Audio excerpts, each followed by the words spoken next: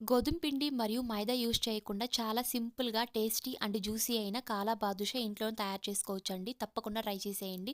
ఇలా నేను brown bread తీసుకున్నాను. దీన్ని మిక్సీ పట్టుకొని బాగా పౌడర్ చేసుకోవాలి.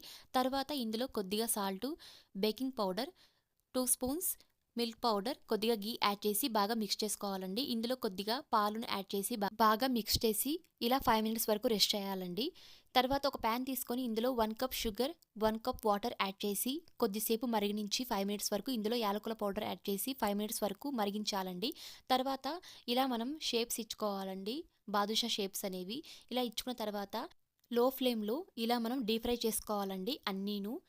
ఇలా ఒక ప్లేట్‌లో ట్రాన్స్‌ఫర్ చేసుకోవాలండి. ఇలా ఫ్లాట్‌గా ఉన్న ప్లేట్‌లో ఇలా సిరప్ యాడ్ చేసి ఇలా మనం తిప్పించుకోవాలండి. అంతే అండి, జస్ట్ 5 మినిట్స్‌లో ప్రిపేర్ చేసుకోవచ్చు. తప్పకుండా ట్రై చేసేయండి. ఇలాంటి వీడియోస్ కోసం ప్లీజ్ ఛానల్‌ని సబ్స్క్రైబ్ చేయండి అండ్ సపోర్ట్ చేయండి. Thank you.